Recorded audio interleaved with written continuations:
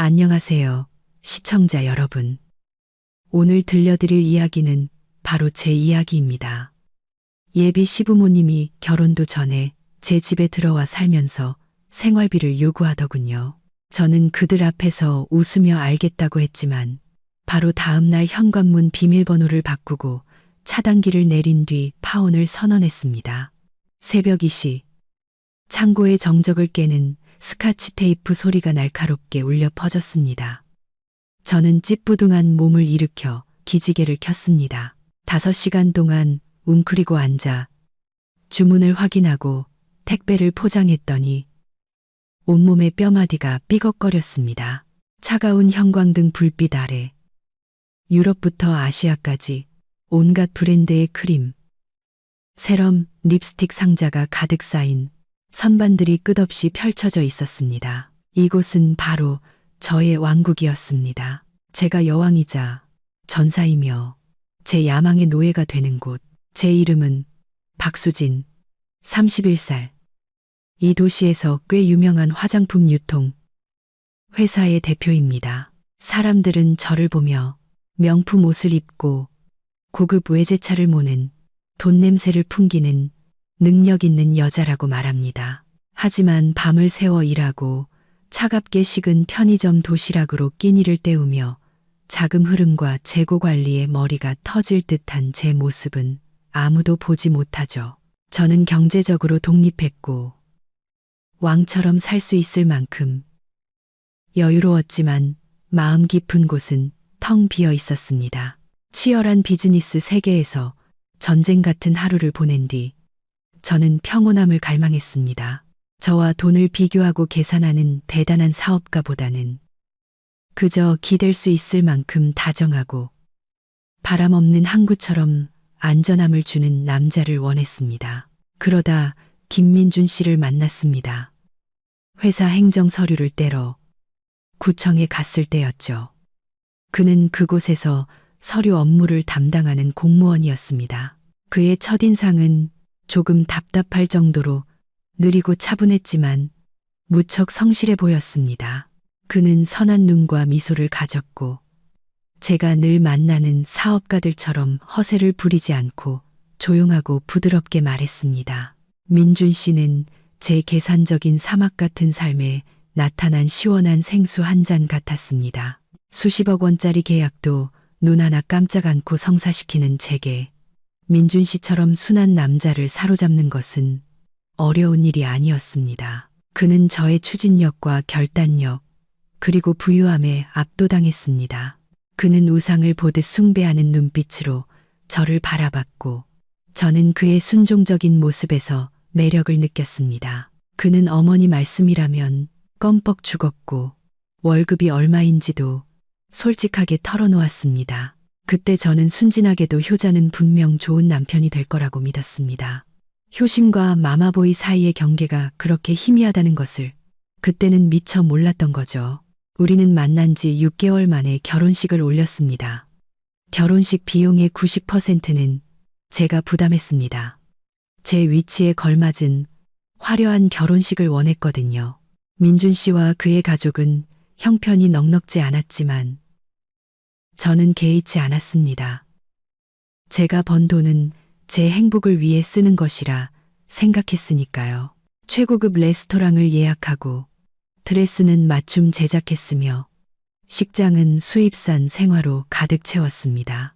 결혼식 날 민준 씨는 제 손을 잡고 떨리는 목소리로 말했습니다. 수진 씨를 아내로 맞이하다니 난 정말 행운아야. 세상에서 가장 진실한 사랑으로 보답할게. 저는 희망에 가득 차 미소 지었습니다. 하객석에 앉아 계신 시부모님을 바라보았습니다. 두 분은 눈이 부실 정도로 환하게 웃고 계셨습니다. 저는 그저 아들이 장가가는 것을 기뻐하는 부모님의 미소라고 생각했습니다. 하지만 나중에 깨달았죠. 그 미소는 아들의 행복이 아닌 며느리가 가진 막대한 재산을 향한 것이었음을. 그것은 덫에 걸린 먹잇감을 발견한 사냥꾼의 미소였습니다. 우리의 신혼여행은 제가 꿈꾸던 호화로운 유럽 여행이 아니었습니다. 민준 씨가 긴 휴가를 낼 수 없었기 때문에 짧은 국내 여행으로 만족해야 했습니다. 저는 남편의 뜻을 따랐습니다. 누구와 함께 하느냐가 중요하다고 생각했으니까요. 여행 내내 민준 씨는 저를 살뜰히 챙겨주었습니다. 새우를 까서 제 입에 넣어주고 산책할 때는 제 가방을 들어주었습니다. 그 다정함에 저는 제 선택이 옳았다고 믿었습니다. 밖에서 돈은 내가 벌면 되니 집에서는 내 말 잘 듣고 가정적인 남편만 있으면 완벽하다고 생각했죠. 하지만 인생은 달콤한 로맨스 소설이 아니었습니다. 신혼여행이 끝나자마자 저는 다시 일에 파묻혔고 바로 그때부터 첫 번째 균열이 나타나기 시작했습니다. 민준 씨가 아닌 그의 뒤에 있는 시댁 식구들로부터 말이죠. 저는 사람 보는 눈을 너무 과신한 나머지 비즈니스에서는 노련한 여우일지 몰라도 가족 문제에서는 시부모라는 이름의 명배우들 앞에 선 풋내기라는 사실을 잊고 있었습니다. 처음으로 민준 씨의 시골집에 인사드리러 간 날은 햇볕이 유난히 뜨거웠습니다. 제 고급 세단이 좁은 시골길을 따라 들어가자 길가의 모든 동네 사람들이 신기한 듯 쳐다봤습니다. 조수석에 앉은 민준 씨는 마치 큰 공이라도 세운 사람처럼 의기양양하게 여기가 큰아버지 댁이고 저기가 고모님 댁이야라며 자랑스럽게 소개했습니다. 민준 씨의 집은 마을 끝자락에 있는 낡은 단층집이었습니다. 마당에는 이끼 낀 붉은 벽돌이 깔려 있었죠. 차를 세우자마자 시부모님께서 문 앞에서 저희를 기다리고 계셨습니다. 시어머니는 통통한 체격에 동그란 얼굴, 작지만 날카로운 눈매를 가지셨고 시아버지는 마른 체구에 허리를 약간 구부정하게 숙이고 계셨습니다. 안녕하세요. 아버님, 어머님, 수진이에요. 차에서 내린 저는 선글라스를 벗고 예의 바르게 인사했습니다. 시어머니는 바로 대답하지 않고 제 머리부터 발끝까지 훑어보셨습니다. 공들여 세팅한 머리, 명품 실크 원피스, 그리고 명품 가방과 다이아몬드 액세서리에서 시선이 오랫동안 머물렀습니다. 그 눈빛은 평범한 시어머니의 깐깐함이 아니었습니다. 마치 골동품 감정사가 물건의 가치를 매기는 듯한 차갑고 계산적인 눈빛이었죠. 어이구, 이렇게 큰 차가 이 좁은 시골길에 들어오느라 고생했겠네. 기름도 많이 먹겠다. 응. 시어머니는 제 차 보닛을 손으로 탁탁 치며 말했습니다. 감탄하는 듯한 목소리였지만 속을 떠보는 의도가 다분했습니다. 아니에요, 어머님. 그냥 보통 차예요.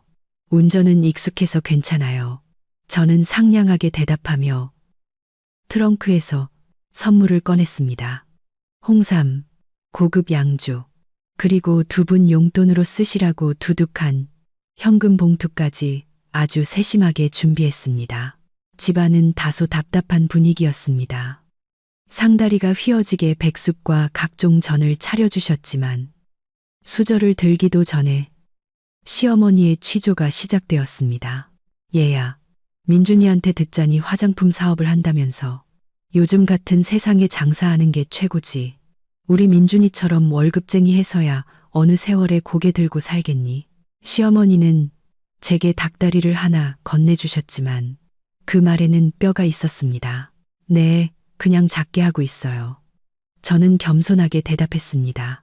작긴 뭐가 작아. 수억 원짜리 차를 끌고 다니면서 시아버지가 걸걸한 목소리로 끼어드셨습니다. 그래서 한 달에 이것저것 다 떼고 순수하게 남는 게 얼마나 되냐. 몇 천만 원은 되니? 저는 순간 멈칫했습니다. 그릇에 담긴 닭고기가 갑자기 맛없게 느껴졌습니다. 첫 만남에 이렇게 노골적으로 수입을 물어볼 줄은 상상도 못했습니다. 비즈니스 세계에서는 절대적인 금기 사항이었지만 두 분의 기대에 찬 표정을 보니 순수한 궁금증이 아니라는 것을 알 수 있었습니다. 수입은 매달 달라요. 아버님, 사업이라는 게 그렇잖아요. 잘 될 때도 있고 안 될 때도 있고 생각하시는 것처럼 편하지만은 않아요. 저는 능숙하게 화제를 돌렸습니다. 시어머니는 믿기지 않는다는 듯 입을 삐죽였습니다. 어이구, 겸손하기는.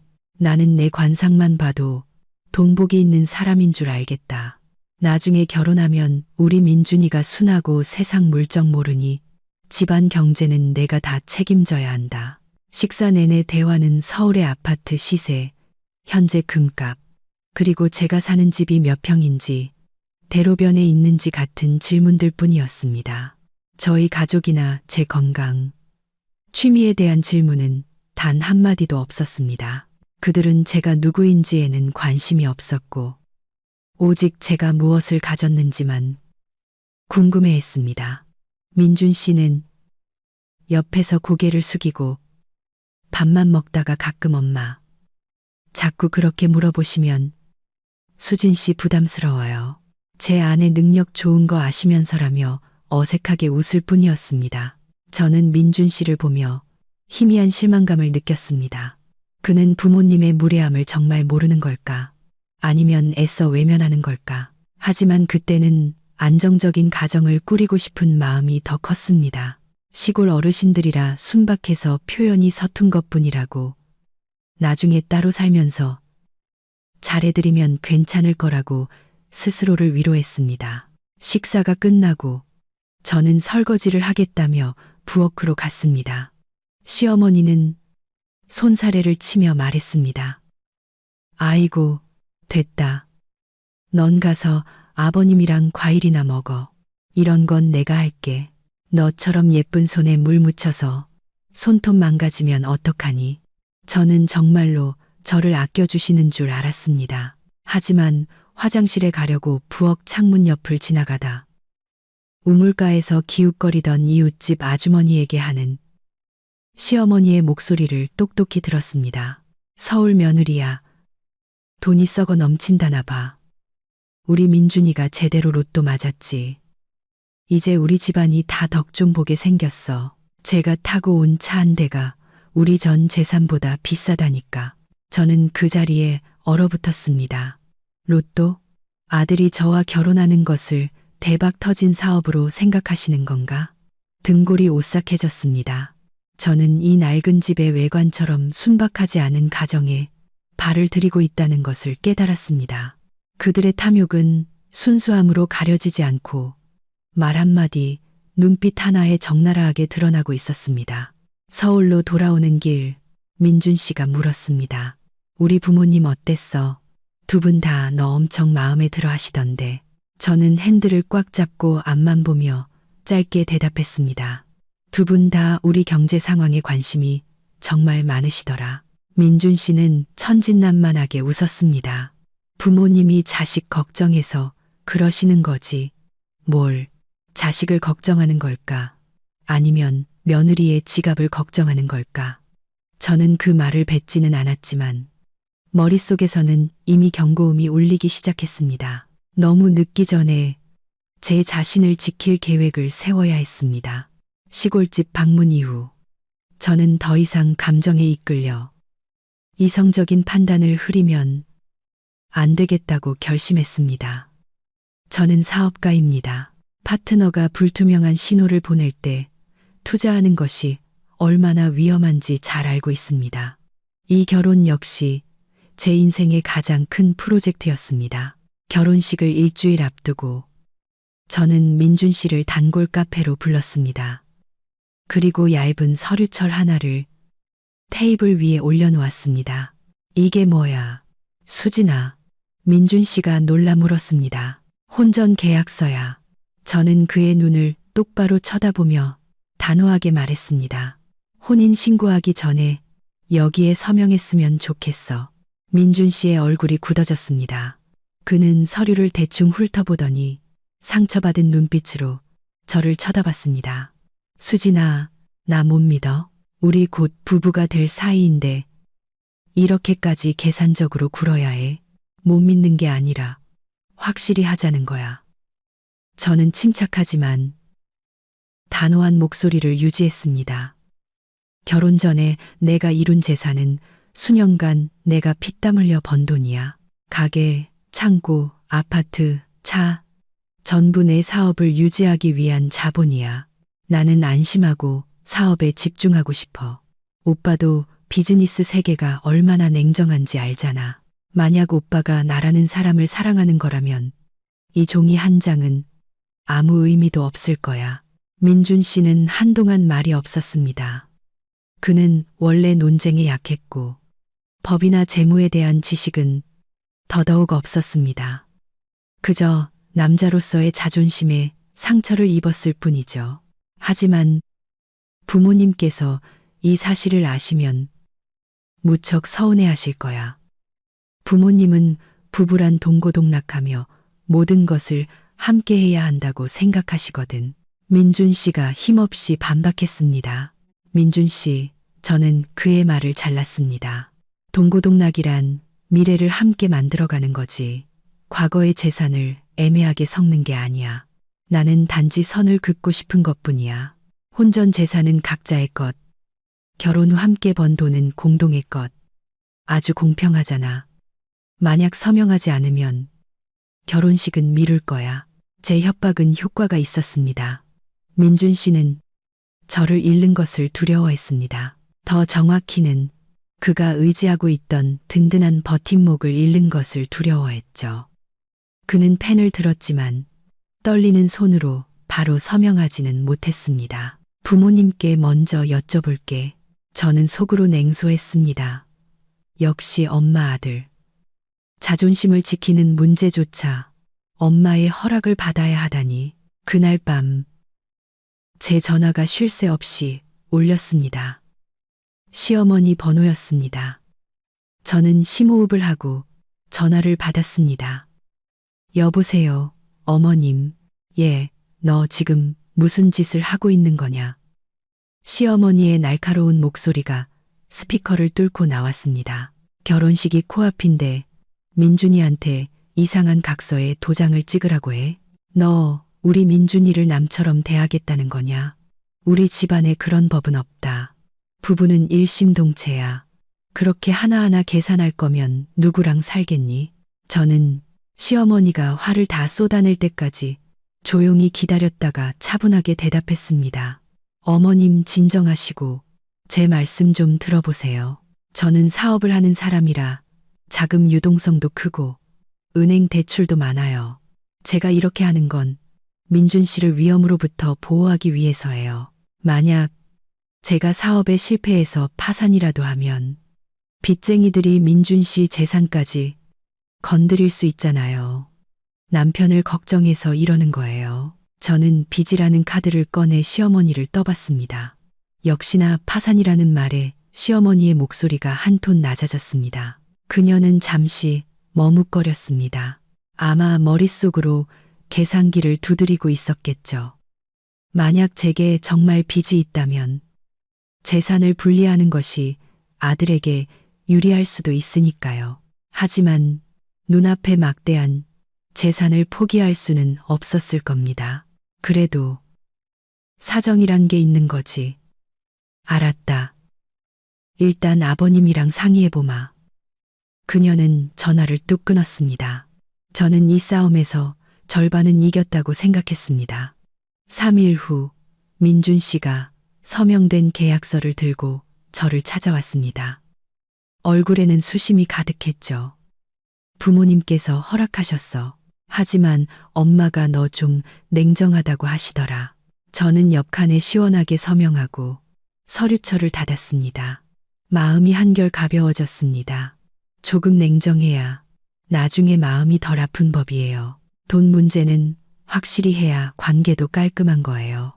우리 행복을 지키기 위해 이러는 거라고 생각해요.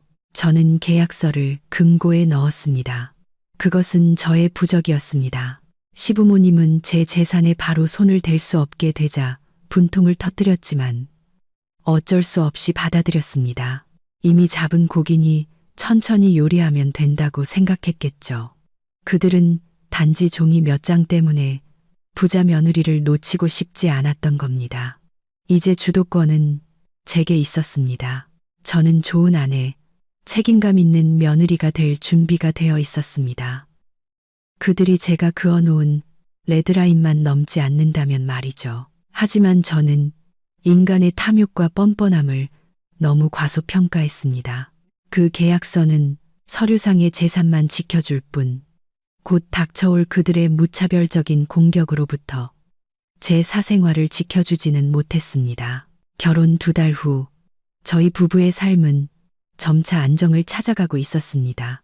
민준 씨는 여전히 아침에 출근해서 저녁에 퇴근하는 평범한 직장인이었고, 저는 가게와 밤늦게까지 이어지는 라이브 커머스 방송으로 정신없이 바빴습니다.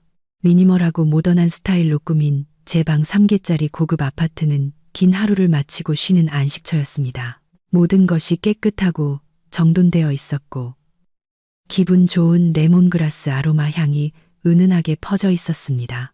어느 화창한 일요일 아침, 저와 민준 씨가 늦잠을 자고 있는데 초인종이 요란하게 울렸습니다. 한두 번 누르는 예의 있는 소리가 아니라 마치 빛 독촉이라도 하듯 쾅쾅 문을 두드리는 소리와 함께 쉴 새 없이 울려댔습니다. 저는 깜짝 놀라 시계를 보니 이제 겨우 아침 7시였습니다. 누가 아침부터 이렇게 무례하게 굴어. 저는 투덜거리며 민준 씨를 발로 툭 찼습니다. 오빠가 나가서 좀 봐. 민준 씨가 비몽사몽간에 일어나 문을 열자마자 소리쳤습니다. 엄마, 아빠, 어떻게 오셨어요? 연락도 없이. 저는 그 소리에 잠이 확 깨서 급하게 실크 가운을 걸치고 거실로 나갔습니다. 제 눈앞에는 끔찍한 광경이 펼쳐져 있었습니다. 시부모님께서 현관을 꽉 막고 서 계셨는데 두 분만 오신 게 아니었습니다. 주위에는 온갖 짐들이 널브러져 있었습니다. 터질 듯이 빵빵한 이민 가방 2개, 테이프로 칭칭 감은 스티로폼 박스 몇 개, 그리고 푸른 바나나 1송이. 가장 끔찍한 것은 살아있는 닭 3마리가 꼬꼬댁거리며 들어있는 닭장이었습니다. 역한 냄새가 제 코를 찔렀습니다. 아버님, 어머님, 놀러 오셨어요. 저는 울렁이는 속을 애써 진정시키며 억지 미소를 지었습니다. 시어머니는 이마에 땀을 훔치며 신발도 벗지 않은 채 제 반짝이는 대리석 바닥을 성큼성큼 걸어 들어왔습니다. 바닥에는 흙발자국이 선명하게 남았습니다. 그녀는 크림색 가죽 소파에 가방을 털썩 내려놓으며 헐떡였습니다. 놀러 오긴 무슨. 집이 불타게 생겼는데 시아버지는 가방에서 담뱃대를 꺼내 거실에서 바로 피우려고 했습니다. 민준 씨가 기겁하며 말렸습니다.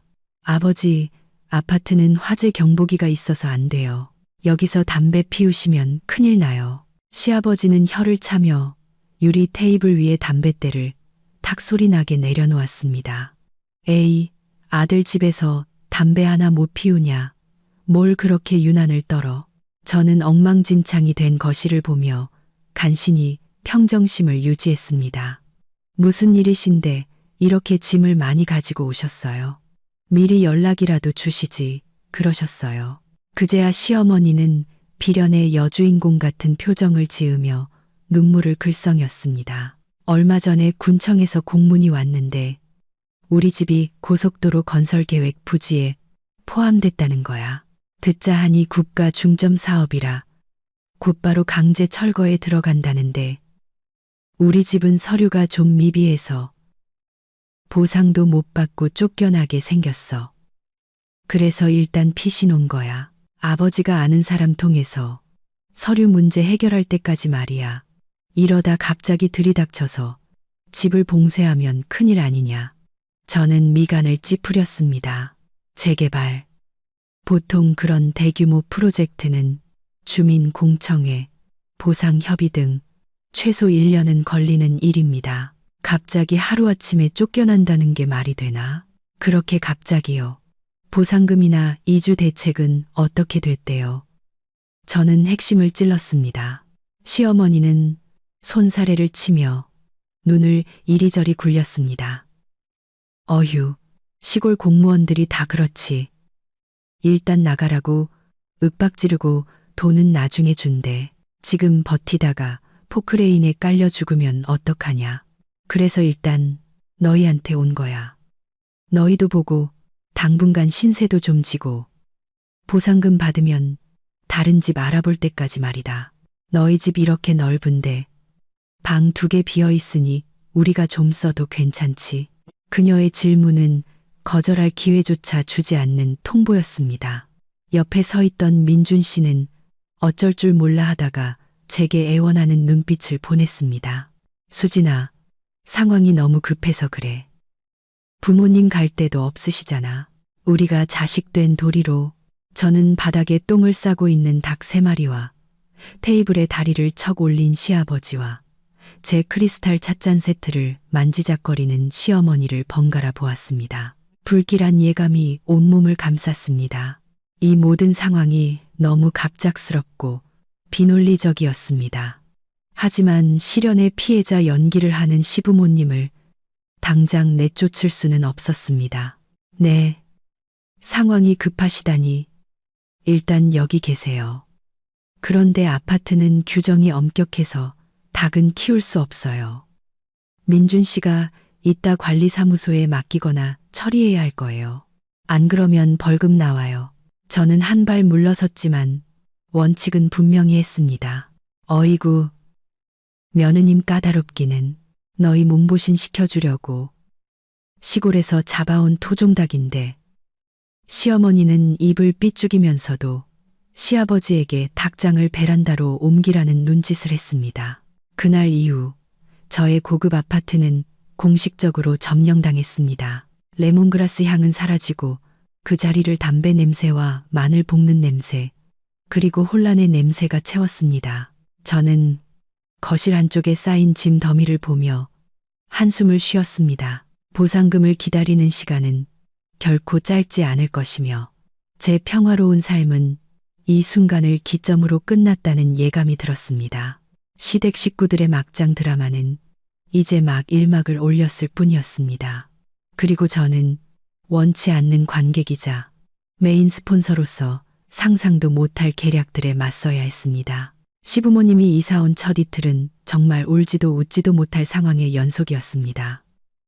수천만 원을 들인 제 최신식 주방은 시어머니에 의해 전쟁터로 변했습니다. 그녀는 어디서 가져왔는지 연탄 아궁이를 꺼내 베란다에서 생선 조림을 하려고 했습니다. 제가 제때 발견해서 막았기에 망정이지. 하마터면 연기 때문에 화재 경보기가 울려 아파트 전체가 발칵 뒤집힐 뻔했습니다. 셋째 날 저녁, 제가 퇴근하고 돌아와 녹초가 된 몸을 소파에 던지려던 순간 시어머니가 저를 불러 세웠습니다. 그녀는 소파 한가운데를 차지하고 앉아 리모컨을 만지작거리며 소름 끼치게 달콤한 목소리로 말했습니다. 얘야, 이리 와서 좀 앉아보렴. 저는 가방을 내려놓고 그녀의 맞은편에 앉았습니다. 시아버지는 옆에서 이쑤시개를 쑤시며 뉴스에 시선을 고정하고 있었고 민준 씨는 시어머니가 어질러 놓은 부엌을 치우고 있었습니다. 무슨 일이세요? 어머님. 저는 최대한 평온한 목소리로 물었습니다. 시어머니는 입맛을 다시며 깊은 고민이라도 하는 듯한 표정을 지었습니다. 내가 가만히 생각해 보니 말이다. 우리가 여기 와서 신세 지는 것도 미안하고 그렇다고 멀뚱멀뚱 놀고 먹을 수는 없지 않겠니? 네가 매일 바쁘게 일하느라 밥도 제때 못 챙겨 먹고 비쩍 말라가는 걸 보니 내 마음이 아파서 그래. 그러니 내일부터는 장 보고 밥하는 건 내가 다 할게. 내가 민준이 입맛에도 잘 맞게 해주고 위생적으로도 깨끗하게 차려줄 테니 밖에서 사 먹는 건 이제 그만하렴. 저는 갑작스러운 친절에 놀랐지만 감동하기도 전에 그녀가 결정타를 날렸습니다. 그런데 너도 알다시피 우리가 시골에서 올라와서 현금이 별로 없잖니. 그래서 말인데 깔끔하게 이렇게 하자. 네가 한 달에 식비로 200만 원만 나한테 주면 내가 하루 3끼 맛있고 영양가 있게 책임지고 차려줄게. 너는 돈 버는 데만 집중하고 집안 살림은 나한테 맡기렴. 200만 원. 저는 머릿속으로 빠르게 계산했습니다. 서울 물가를 감안해도 4인 가족 한 달 식비로는 적지 않은 돈이었습니다. 특히 시어머니처럼 절약이 몸에 밴 분에게는 차고 넘치는 금액이었죠. 시골에서는 두 분이 한 달에 50만 원으로 생활한다고 자랑하시더니 그럼 나머지 150만 원은 어디로 가는 걸까? 어머님, 200만 원은 식비로는 좀 많은 것 같은데요. 저희 부부는 평소에 간단하게 먹고 점심은 저랑 민준 씨 둘 다 밖에서 해결하니까 저녁 한 끼만 집에서 먹잖아요. 저는 부드럽게 분석했습니다. 그러자 시어머니는 즉시 나를 세웠습니다. 그녀는 무릎을 탁 치며 목소리를 높였습니다. 너 지금 그게 무슨 소리냐? 내가 내 돈을 떼먹기라도 한다는 거니? 나는 이 집 식구들 건강 생각해서 하는 말이야. 우리 민준이 얼굴 좀 봐라. 요즘 누렇게 떠서 비실비실하잖니. 너는 남편 걱정도 안 되니? 나는 내 아들이 걱정돼서 그런다. 돈만큼 좋은 재료 쓰는 법이야. 시골에서 직접 공수해온 유기농 식재료는 값이 달라. 200만 원도 사실 내 돈 보태야 하는 판이야. 시어머니의 큰 소리에 민준 씨가 부엌에서 달려 나왔습니다. 엄마, 수진이가 그런 뜻으로 말한 게 아니잖아요. 엄마가 힘들게 장 보러 다니실까봐 걱정돼서 그런 거예요. 그는 제게 눈을 찡긋하며 참으라는 신호를 보냈습니다. 저는 남편의 성격을 잘 알았습니다. 그는 늘 좋은 게 좋은 거라 생각했고 무엇보다 어머니의 말씀을 거역할 용기가 없었습니다. 저는 제 대답을 기다리는 두 얼굴을 보았습니다. 한쪽은 애정을 가장한 뻔뻔한 탐욕, 다른 한쪽은 애처로운 무능함이었습니다. 저는 한숨을 쉬며 탐색전을 펼치기로 했습니다. 네, 어머님께서 저희를 도와주시겠다는 마음이 그러시다면 따를게요. 200만 원 드릴게요. 아버님, 어머님, 그리고 민준 씨가 맛있게 식사하실 수만 있다면요. 그런데 제가 사업상 현금은 잘 안 가지고 다녀서요. 매달 초에 어머님 계좌로 보내드려도 될까요? 시어머니의 눈이 자동차 헤드라이트처럼 번쩍 빛났습니다. 그녀는 눈을 가늘게 뜨고 웃으며 방금 전의 분노는 온데간데 없이 사라졌습니다. 그래, 그래야 내 착한 며느리지. 현금이든 계좌 이체든 다 좋다. 내가 시골 농협 통장이 있으니 이따 번호 알려주마. 저는 고개를 끄덕이며 속으로 비웃었습니다. 그 200만 원이 그렇게 쉽게 넘어갈 돈이라고 생각하시나? 제가 그 돈을 주기로 한 것은 어리석어서가 아니라 그 돈으로 시어머니가 얼마나 오랫동안 맛있고 영양가 있는 식사를 차려내는지 지켜보기 위해서였습니다. 이건 일종의 연극 관람료이자 제가 조용히 모으고 있는 증거였습니다. 다음 날 아침, 출근하기 전에 저는 컴퓨터 앞에 앉아 빠르게 문서를 작성했습니다. 이른 아침의 정적 속에서 키보드 소리가 규칙적으로 울려 퍼졌습니다. 저는 사업가입니다. 바람처럼 사라지는 말보다 흰 종이에 검은 글씨로 남는 증거를 더 믿습니다. 특히 시부모님처럼 신뢰할 수 없는 파트너와는 더더욱요. 제가 작성한 문서의 제목은 임시 거주 합의서였습니다. 내용은 언뜻 보기에 간단했습니다. 생활시간 준수, 공동공간, 청결 유지, 이웃에게 소음 피해주지 않기 같은 일반적인 규칙들이었죠. 하지만 진짜 덫은 제1조 조항에 있었습니다. 을기명철, 이말숙은 갑박수진의 주택에 임시 거주하는 사유가 시골 자택의 재개발 보상 절차, 대기 때문임을 확약하며 이 정보가 명백한 사실임을 보증한다. 만약 해당 사유가 허위로 밝혀질 경우 을은 모든 책임을 지고 즉시 본 주택에서 퇴거해야 한다. 저는 문서를 두부 출력해서 깔끔한 파일에 끼웠습니다. 그날 저녁 시어머니가 자랑한 유기농 두부조림과 시금치국으로 차려진 200만 원짜리 첫 저녁 식사 후에 저는 서류철을 테이블 위에 올려놓았습니다. 아버님, 어머님, 드릴 말씀이 있어요. 저는 진지하고 공손한 말투로 입을 열었습니다. 시아버지가 이쑤시개를 쑤시며 눈썹을 치켜떴습니다. 무슨 얘기냐? 또 돈 얘기냐? 아니에요. 요즘 저희 아파트에서 외부인 거주 관리를 엄청 까다롭게 하더라고요. 3일 이상 머무는 외부인은 임시 거주 등록을 하고 사유를 명확히 밝혀야 한대요. 그리고 제가 사업을 하다 보니 가끔 세무서나 시장 관리팀에서 불시에 점검을 나오는데 집에 모르는 사람이 있으면 이것저것 물어봐서 귀찮아질 수 있거든요. 저는 두 분의 표정을 살피며 잠시 말을 멈췄습니다. 그들이 제 말을 듣고 있는 것 같자 미신을 믿는 그들의 약점을 파고들었습니다. 게다가 제가 자주 가는 점집에서 그러는데 올해 제가 구설수에 오를 운이래요. 집에 새로운 사람이 들어오면 액동을 하거나 이런 서류라도 하나 만들어서 사업이 잘 되게 기원해야 한다더라고요.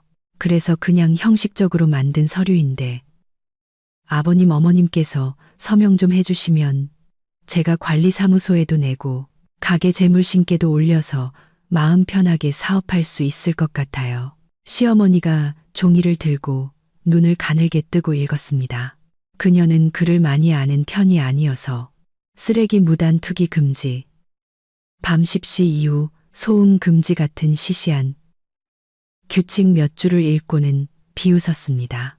아들 집에 와서 사는 건데 꼭 세입자처럼 구네. 별걸 다 서명하라고 하고 이거 서명하면 네 사업이 잘 풀리긴 하는 거냐? 네, 어머님. 이건 일종의 행정 절차 겸 부적 같은 거예요. 중요한 건 여기 거주 사유를 약속하는 부분이에요. 아버님, 어머님이 정말 어려운 상황이라 제가 돕는다는 걸 신께서 아셔야 저희 집에 복이 들어온대요. 저는 눈 하나 깜짝 않고 거짓말을 했습니다. 복. 돈이라는 말에 시어머니는 더 이상 자세히 읽을 필요도 없다는 듯 시아버지를 재촉했습니다. 여보, 그냥 사인해줘요. 얘가 마음 편하게 사업한다는데 우리가 여기서 책이는 짓 하는 것도 아니고 무서울 게 뭐 있어. 시아버지는 혀를 차며 제가 가리키는 곳에 이름을 휘갈겼습니다. 시어머니도 삐뚤빼뚤한 글씨로 따라 서명했습니다. 민준 씨는 옆에서 좀 이상하다고 생각했지만 부모님께서 흔쾌히 동의하시니 아무 말도 하지 못했습니다. 저는 서명을 꼼꼼히 확인하고 환하게 웃었습니다. 감사합니다. 아버님, 어머님, 이제 마음이 놓이네요. 내일부터는 편하게 지내세요. 관리사무소에도 제가 잘 말씀드려 놓을게요. 저는 그 서류를 파일에 소중히 보관했습니다. 속으로 쾌재를 불렀습니다. 펜은 칼보다 강하다. 이 서류 한 장으로 저는 가장 중요한 법적 증거를 확보했습니다. 만약 나중에 재개발 사건의 진실이 밝혀지면 두 분은 발뺌할 수 없을 겁니다. 저는 무자비한 사람이 아니라 단지 미래를 대비하는 사람일 뿐입니다. 그리고 이 체스 게임에서 저는 백을 잡고 한 수 앞서 나가고 있었습니다. 승리의 기쁨도 잠시 저는 끔찍한 현실에 직면해야 했습니다. 저의 영토가 무자비하게 침범당하고 있었습니다. 저는 가벼운 결벽증과 정리벽이 있었습니다. 집안의 모든 물건은 제자리가 있었죠. 실내화는 나란히 정렬되어야 했고 욕실의 샴푸통은 상표가 앞으로 보이게 놓여야 했습니다. 소파 쿠션도 제자리에 있어야 했죠. 하지만 시부모님이 나타난 후 그 모든 규칙은 무너졌습니다. 매일 퇴근하고 집에 오면 제 눈에 들어오는 것은 혼돈 그 자체였습니다. 현관에는 신발이 아무렇게나 벗어 던져져 있었고 쓰레기통이 바로 옆에 있는데도 바닥에는 해바라기 씨 껍질과 과일 껍질이 널려 있었습니다. 제 비싼 가죽 소파는 이제 파스 냄새에 절어 있었고 시아버지가 맨발로 다리를 올리는 바람에 누런 얼룩이 생겼습니다. 하지만 저를 가장 화나게 한 것은 거실의 지저분함이 아니라 제 사적인 공간에 대한 침범이었습니다. 어느 날 저녁, 저는 하루의 피로를 풀기 위해 욕실에서 화장을 지우고 스킨케어를 하려 했습니다. 그런데 어제 막 개봉한 프랑스산 고급 영양크림을 집으려던 순간 저는 얼어붙었습니다. 크림 뚜껑은 빗돌게 닫혀 있었고 기름 묻은 지문 자국이 가득했습니다. 하얀 크림은 마치 누가 손가락으로 거칠게 파낸 것처럼 흉하게 파여 있었습니다. 머리에 피가 쏠리는 기분이었습니다. 저는 크림통을 들고 거실로 달려나갔습니다. 시어머니는 드라마를 보며 갈라진 발 뒤꿈치에 무언가를 열심히 바르고 있었습니다. 어머님, 혹시 이 크림 쓰셨어요? 저는 분노를 억누르며 떨리는 목소리로 물었습니다. 시어머니는 고개를 들고 태연하게 대답했습니다. 아, 응. 아까 씻고 나오니 발 뒤꿈치가 너무 건조해서 말이야.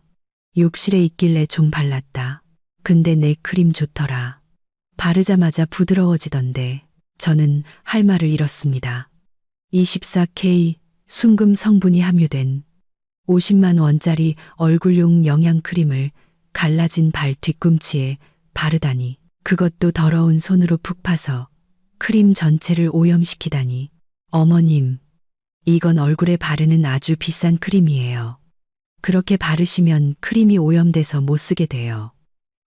시어머니는 경멸하는 표정으로 입을 삐죽였습니다. 어이구, 요만한 크림통 하나 가지고 금은보화처럼 구네. 내가 조금 썼다고 그렇게 아깝냐?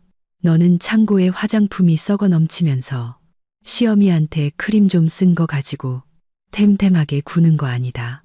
찝찝한 게 아니라 개인 물건에 대한 존중 문제예요. 어머님, 필요하시면 말씀을 하시지. 왜 허락도 없이 마음대로 쓰세요. 저는 더 이상 참지 못하고 소리쳤습니다.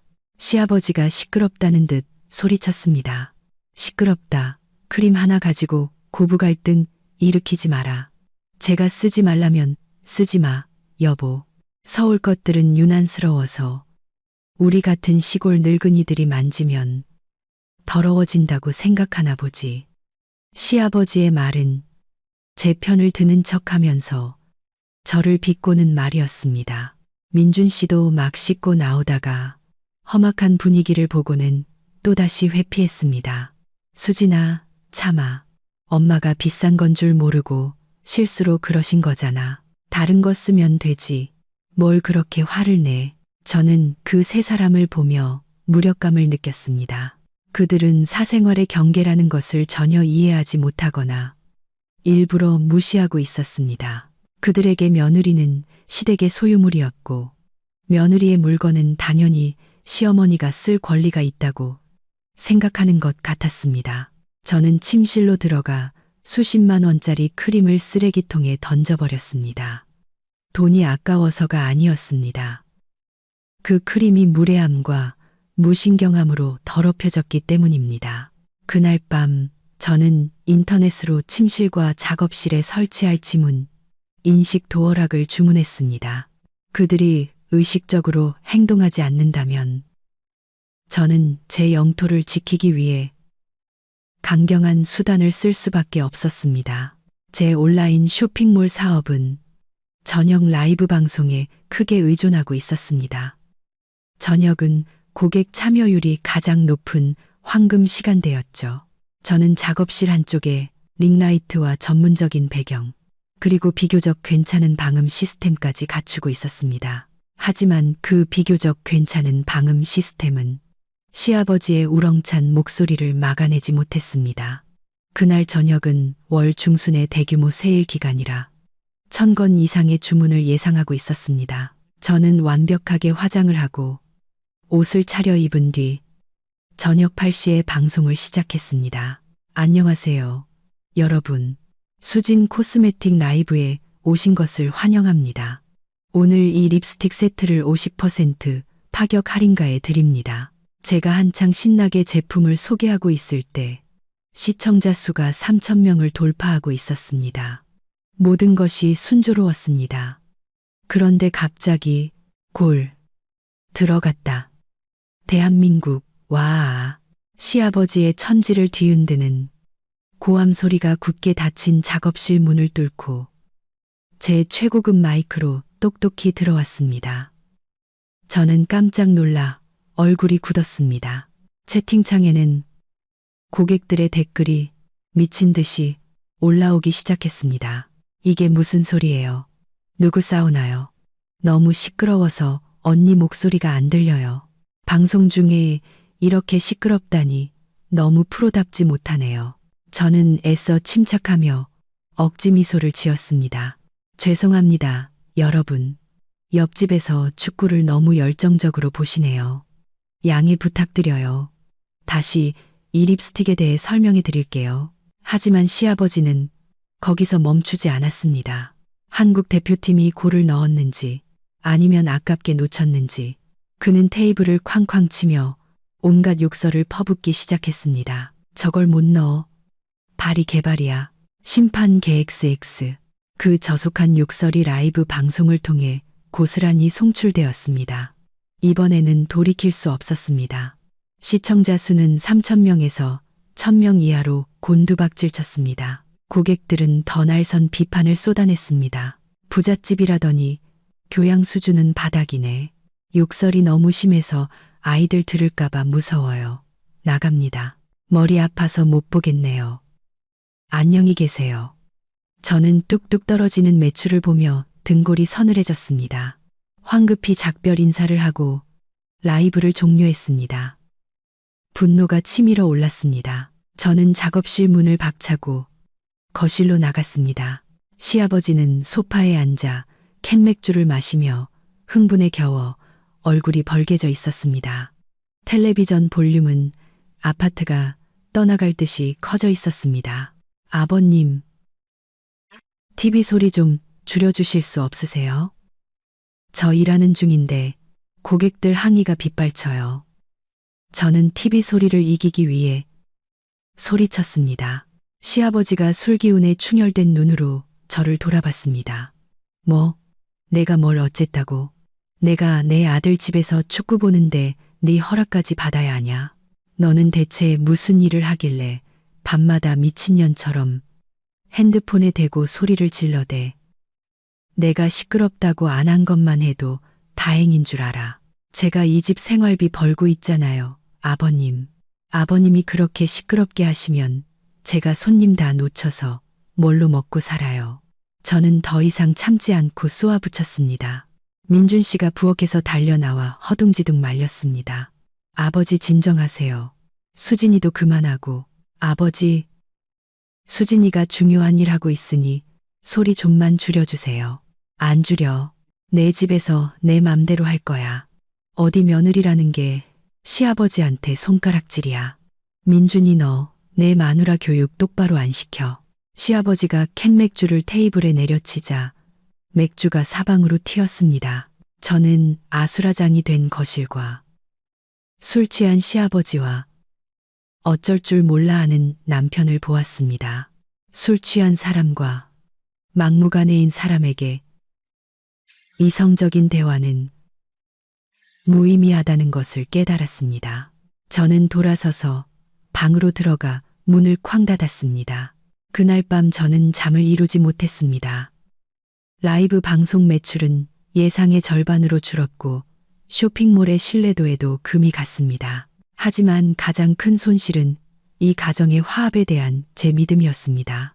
저는 제 인내가 그들에게 약점으로 비치고 있다는 것을 깨달았습니다. 만약 제가 더 단호하게 행동하지 않는다면 제 삶뿐만 아니라 제 커리어까지 그들에 의해 망가질 것이었습니다. 다음 날 아침, 저는 기술자를 불러 작업실과 침실의 지문 인식 도어락을 설치했습니다. 저와 민준 씨의 지문만 등록되는 최고급 모델로요. 어젯밤 같은 일이 반복되는 것도 싫었고 누구든 제 사적인 공간에 함부로 들어오는 것을 더는 용납할 수 없었습니다. 벽을 뚫는 요란한 소리에 시부모님이 나왔습니다. 시어머니는 작업실 문에 검은색 최신식 도어락이 설치되는 것을 보고 얼굴색이 변했습니다. 너 지금 무슨 짓 하는 거냐? 문에 자물쇠는 왜 달아? 저는 태연하게 대답했습니다. 물건 지키려고요. 어머님, 이 방에는 비싼 상품도 많고 현금이 든 금고도 있어요.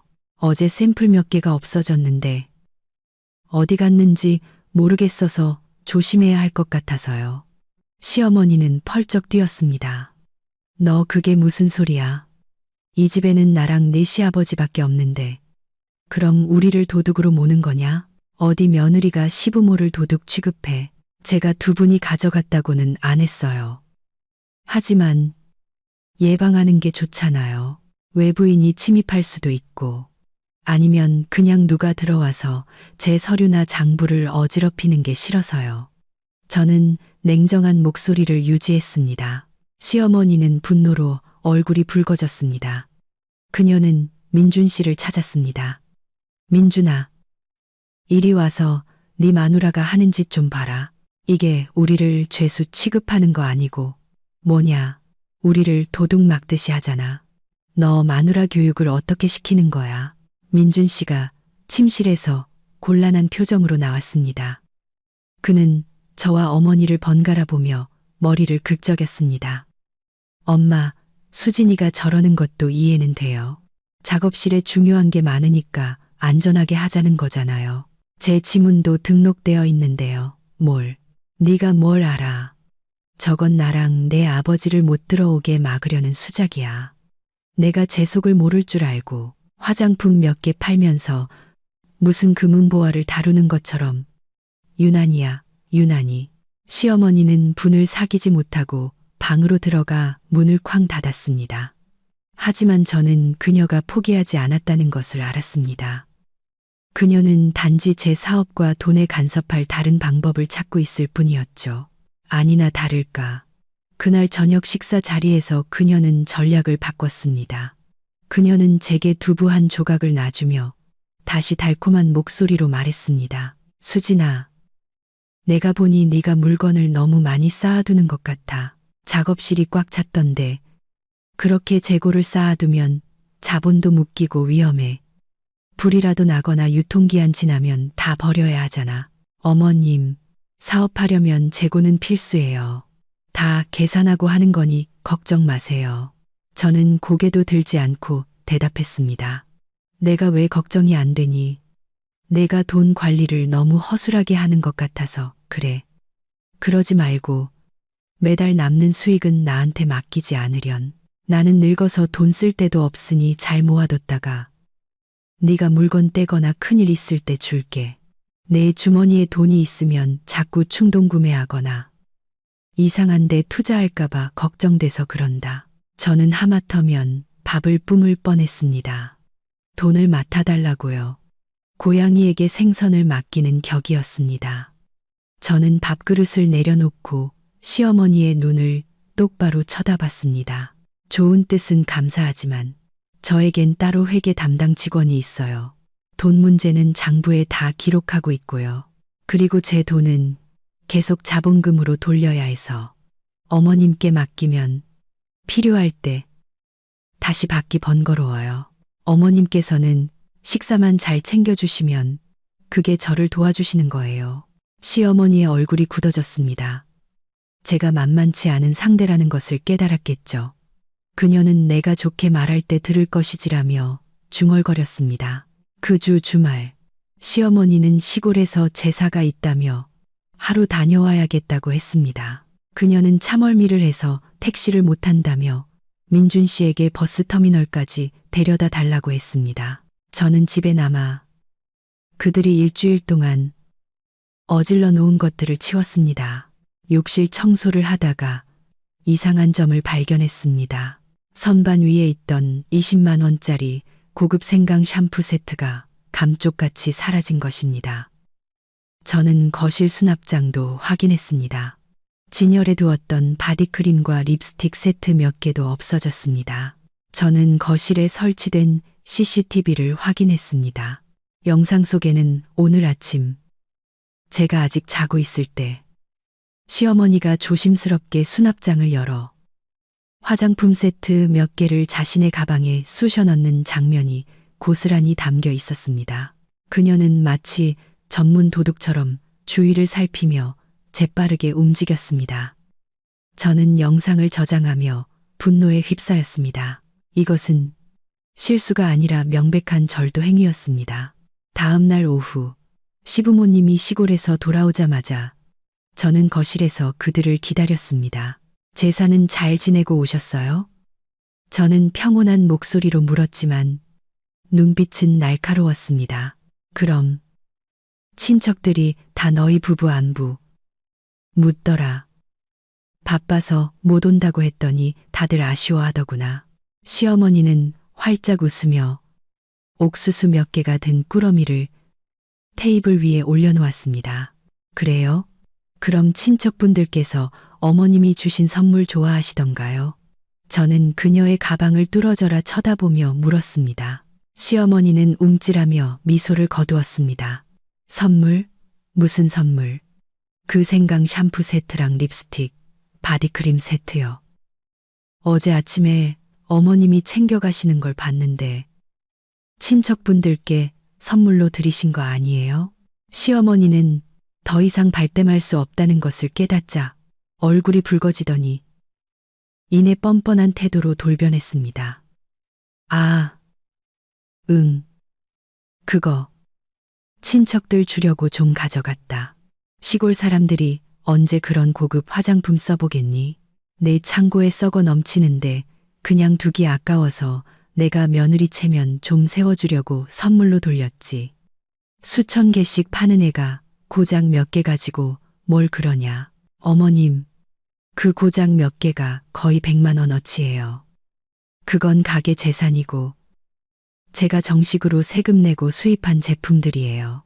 저한테 말 한마디 없이 가져가시는 건 사업에서는 손실이라고 하고 가정에서는 서로에 대한 존중이 없다고 하는 거예요. 너 지금 내가 도둑질이라도 했다는 거냐? 시어머니가 소리치며 벌떡 일어섰습니다. 내가 남의 것을 훔쳤어? 내 아들 것을 쓴 거지. 어디 며느리가 시어머니한테 돈 한 푼까지 따박따박 계산을 해. 이 구두쇠 같은 것. 시아버지도 거들었습니다. 너 정말 너무하는구나.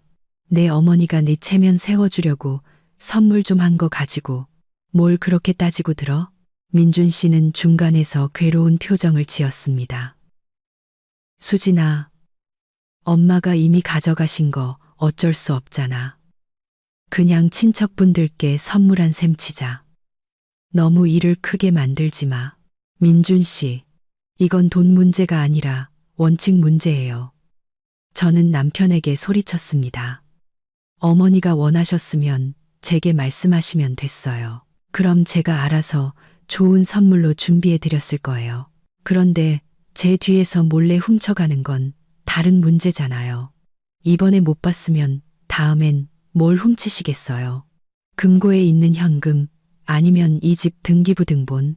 제 말은 시부모님의 뺨을 때리는 것과 같았습니다. 시어머니는 소파에 주저앉아 통곡하며 드러눕기 시작했습니다. 아이고, 내 팔자야. 아들 하나 키워놨더니 며느리 데려와서 애미애비를 도둑으로 모네. 민준아, 너는 내 마누라가 내 부모를 이렇게 모욕하는데도 가만히 보고만 있을 거냐. 집안은 시어머니의 울음소리와 시아버지의 고함으로 아수라장이 되었습니다. 저는 피곤하게 관자놀이를 눌렀습니다. 이 갈등은 더 이상 해결될 수 없다는 것을 알았지만 그들을 바로 내쫓을 수는 없었습니다. 재개발이라는 더 큰 거짓말의 실체를 벗겨내야 했기 때문입니다. 화장품 절도 사건 이후 집안 분위기는 살얼음판 같았습니다. 시부모님은 저와 냉전 상태에 돌입했고 마주칠 때마다 노골적으로 불쾌한 티를 냈습니다. 하지만 이틀 만에 시어머니는 다시 태도를 바꿨습니다. 이번에는 훨씬 더 무서운 애정 공세를 펼쳤습니다. 저녁 식사 시간, 시어머니는 시커멓고 역한 냄새가 나는 탕약 한 그릇을 들고 왔습니다. 그녀는 제 앞에 탕약을 내려놓으며 가식적인 목소리로 말했습니다. 수진아, 며칠간 우리 사이에 오해가 있었던 것 같다. 내가 늙어서 주책이었으니 너무 마음에 담아두지 마라. 이거 내가 너 주려고 특별히 달인 약이야. 여자 몸에 그렇게 좋다는 비방인데 이거 마시면 아들 쑥쑥 낳아서 우리 집안 대를 잇게 해줄 거다.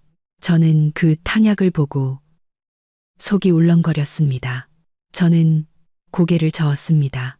감사하지만 어머님, 저 지금 병원에서 처방받은 영양제 먹고 있어요. 의사 선생님이 다른 약이랑 같이 먹으면 안 좋다고 하셨어요. 에이, 양의사들이 뭘 알겠니? 이게 다 비방으로 내려오는 한약인데 이 약 먹고 아들만 셋씩 낳은 사람이 한둘이 아니야. 내가 민준이랑 결혼한 지 반년이 넘었는데 배가 아직도 감감무소식이니 내가 걱정이 돼서 그런다. 여자는 아무리 잘 나가도 아들 하나 못 낳으면 소용없는 거야. 시어머니는 제 얼굴에 탕약 그릇을 바싹 들이밀었습니다. 역한 냄새에 헛구역질이 나왔습니다. 저는 탕약 그릇을 살짝 밀어냈습니다. 아이 문제는 하늘이 주시는 거라고 생각해요. 그리고 저희 부부 나름대로 계획이 있으니 걱정 안 하셔도 돼요. 계획은 무슨, 너 우리 집안 대를 끊을 셈이냐. 돈 버는데 정신 팔려서 애 낳기 싫은 거 아니야. 어서 마셔. 내가 네 생각해서 얼마나 정성 들여 다렸는데. 시어머니의 목소리가 점점 거칠어졌습니다. 민준 씨는 어머니가 화를 내자 저를 압박하기 시작했습니다. 수진아, 그냥 마셔. 엄마 성의를 봐서라도. 한약인데 뭐 별일 있겠어. 엄마가 우리 생각해서 그러시는 거잖아. 저는 실망스러운 눈으로 민준 씨를 쳐다봤습니다. 그는 그 탕약이 무엇인지, 몸에 해로운지 아닌지는 전혀 관심이 없었습니다. 오직 어머니를 기쁘게 하는 것만이 중요했죠. 마시고 싶으면 오빠가 마셔요. 저는 안 마신다고 분명히 말했어요. 저는 단호하게 자리에서 일어났습니다. 뭐? 네가 감히 내 말을 거역해. 시어머니가 테이블을 쳤습니다. 내가 분명히 말하는데 이 집 며느리가 된 이상 내 가장 중요한 의무는 아들을 낳는 거야. 만약 네가 애를 못 낳으면 나도 가만히 안 있을 거야.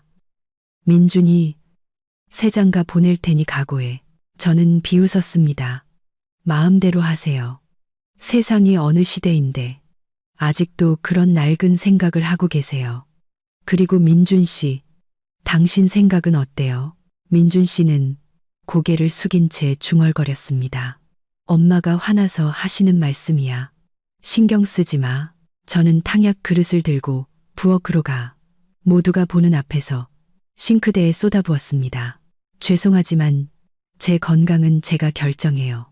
출처도 모르는 이런 약은 마실 수 없어요. 앞으로는 약 다리지 마세요. 돈 낭비, 시간 낭비일 뿐이니까요. 시어머니는 입을 떡 벌린 채 저를 쳐다봤습니다. 저의 강력한 반격은 그녀의 권위에 대한 정면 도전이었습니다. 그녀는 이 며느리가 생각처럼 만만치 않다는 것을 깨달았을 겁니다. 탕약 사건 일주일 후 시어머니는 또다시 돈 타령을 시작했습니다. 아침에 제가 출근 준비를 하고 있을 때 그녀가 현관에서 저를 막아섰습니다. 얘야, 50만 원만 더 다오. 왜요? 월 초에 식비로 200만 원 드렸잖아요. 아직 일주일밖에 안 지났는데요. 저는 놀라서 물었습니다. 시어머니는 깊은 한숨을 쉬며 고통스러운 표정을 지었습니다. 네가 장을 안 봐서 모르는구나. 요즘 물가가 미쳤어. 채소, 고기 할 것 없이 다 올랐어. 200만 원으로는 어림도 없지. 게다가 내 시아버지가 며칠 전부터 허리가 아프다고 해서 내가 홍삼이랑 보약을 좀 사다 드렸거든. 약값이 만만치 않아. 저는 부엌을 쳐다봤습니다. 식탁 위에는 식은 라면 한 그릇이 전부였습니다. 홍삼과 보약은커녕 시아버지는 마루에서 담배만 피우고 계셨습니다. 어머님, 식단은 평소랑 비슷한 것 같은데요. 그리고 아버님은 건강보험도 있으시고 제가 사드린 영양제도 있잖아요. 너는 꼭 그렇게 따져야 속이 시원하냐? 없다고 하면 없는 줄 알아. 돈 안 주면 우리 굶어 죽으라는 거냐? 시어머니는 막무가내로 나왔습니다. 저는 아침부터 기분을 망치고 싶지 않아 지갑에서 현금 30만 원을 꺼내 주었습니다. 일단 30만 원 드릴게요. 아껴서 써주세요. 이번 달 가게 매출도 별로 안 좋아서요. 시어머니는 돈을 받자마자 침을 발라 세어보더니 주머니에 쏙 넣었습니다. 얼굴에는 즉시 화색이 돌았습니다. 알았다, 알았어. 내가 알아서 잘할게. 얼른 출근해라. 그날 점심, 저는 부엌 CCTV를 확인하기로 했습니다. 물가가 얼마나 미쳤는지 직접 확인하고 싶었죠. 그리고 진실은 저를 경악하게 했습니다. 영상 속 가족의 식단은 처참할 정도로 소박했습니다. 삶은 두부, 달걀, 프라이, 시금치 나물, 멀건 김칫국, 소고기나 해산물, 홍삼의 흔적은 어디에도 없었습니다. 심지어 어떤 날은 시어머니가 시장에서 사온 시들시들한 채소를 다듬으며 누군가와 통화하는 장면도 찍혔습니다. 사돈. 응. 내가 50만 원 붙였으니 확인해봐. 응. 며느리가 준 식비에서 좀 떼어놨어. 걔는 그냥 두부나 붙여주면 돼. 뭐하러 비싼 거 먹여. 이 돈 모아서 나중에 시골 내려가서 편하게 살아야지. 뭐하러 며느리 좋은 일 시켜? 저는 한 글자도 빼놓지 않고 똑똑히 들었습니다. 그녀는 시아버지 보약을 사기 위해서가 아니라 몰래 돈을 빼돌려 시골로 보내고 있었던 것입니다. 며느리 돈을 아끼기 위해 온 가족, 심지어 자기 아들에게까지 싸구려 음식만 먹이고 있었던 거죠. 분노가 머리끝까지 치솟았습니다. 저는 초라한 식단 사진과 그녀의 통화 녹음 파일을 저장했습니다. 이것은 그녀의 거짓말과 탐욕을 증명하는 빼도 박도 못할 증거였습니다. 그날 저녁, 저는 돈 문제에 대해 아무 말도 하지 않았습니다. 시어머니가 차려준 퍽퍽한 두부조림으로 밥을 먹으며 오히려 칭찬까지 했습니다. 어머님, 이 두부 정말 맛있네요. 비싼 거죠? 시어머니는 의기양양하게 웃었습니다. 그럼 이거 국산 콩으로 만든 손두부야. 내가 단골이라 따로 빼달라고 해서 사온 거야. 저는 그녀의 가식적인 미소를 보며 속으로 생각했습니다. 마음껏 웃어두세요. 제가 증거를 꺼냈을 때도 웃을 수 있을지 보죠. 이 막장 드라마의 끝이 다가오고 있었습니다. 그리고 커튼을 내리는 것은 바로 저일 것입니다. 그 비싼 두부조림, 저녁 식사 후에 저는 민준 씨를 침실로 불렀습니다. 문을 닫고 CCTV 캡처 사진과 통화 녹음 파일이 띄워진 핸드폰을 침대 위로 던졌습니다. 이것 좀 봐. 당신 어머니가 내 돈 월 230만 원으로 어떻게 알뜰하게 살림하는지. 제 목소리에는 분노 대신 경멸만이 남아 있었습니다. 민준 씨는 핸드폰을 들고 사진을 넘겨보았습니다. 그의 얼굴은 당혹감에서 혼란으로 인해 수치심으로 붉게 물들었습니다. 그는 어머니가 친척에게 돈을 빼돌린 것을 자랑하는 녹음 파일을 들었습니다. 한마디 한마디가 그의 남은 자존심을 후려치는 채찍 같았습니다. 수진아, 이건. 민준 씨는 제 눈을 마주치지 못하고 우물쭈물했습니다. 설마 몰랐다고 하진 않겠지? 당신도 매일 같은 밥상에서 밥 먹었잖아. 밥상에 두부랑 달걀만 올라오는 거 보면서 내가 준 돈이 다 어디로 갔는지 궁금하지도 않았어? 아니면 당신도 어머니랑 한패가 돼서 나를 속인 거야? 아니야. 정말이야. 나는 엄마가 시골로 돈 보내는 줄은 꿈에도 몰랐어. 그냥 네가 돈 많이 쓸까봐 엄마가 아끼시는 줄로만 알았지. 엄마도 우리 미래를 위해서 저축하시려던 걸 거야. 시골에 계신 부모님 연금도 없으시잖아. 저는 기가 막혀 웃었습니다. 미래를 위한 저축, 며느리 돈 훔치고 자기 아들 굶겨가면서 이 상황에서도 어머니 편을 드는 거야? 당신 거울 좀 봐. 지난 2달 동안 살이 얼마나 빠졌는지 알아? 무능한 것도 정도가 있지. 민준 씨는 고개를 숙인 채 머리를 쥐어뜯었습니다. 엄마가 잘못한 거 알아. 근데 나더러 어쩌라고. 고작 돈 몇 푼 때문에 엄마랑 싸우라는 거야? 너는 돈 많으니까 그냥 엄마 용돈 좀 드린 셈 치면 안 될까? 일 크게 만들면 양쪽 다 망신이야. 민준 씨의 그 말은 마지막 남은 제 기대를 산산조각 냈습니다. 그는 아내를 보호하기는커녕 제 부를 이용해 어머니의 탐욕을 정당화하고 있었습니다. 제 돈을 당연히 바쳐야 할 곡물처럼 여기고 있었습니다. 똑똑히 들어, 김민준 씨. 나는 피땀 흘려서 돈을 번 거지. 돈을 찍어내는 게 아니야. 그리고 나는 은혜도 모르는 사람들을 먹여 살리느니 차라리 그 돈을 기부하겠어. 오늘부터 식비 지원은 없어. 밥은 내가 알아서 시켜 먹을 테니 먹고 싶은 사람은 먹고 아니면 굶든가. 당신 어머니한테는 단 1원도 더는 안 줘. 저는 핸드폰을 낚아채 욕실로 들어가 버렸습니다. 민준 씨는 무력하고 비겁하게 그 자리에 서 있을 뿐이었습니다. 그 순간 저는 이 남자에 대한 모든 희망을 버렸습니다. 그는 평온한 항구가 아니라 제가 하루빨리 내려놓아야 할 무거운 짐이었습니다.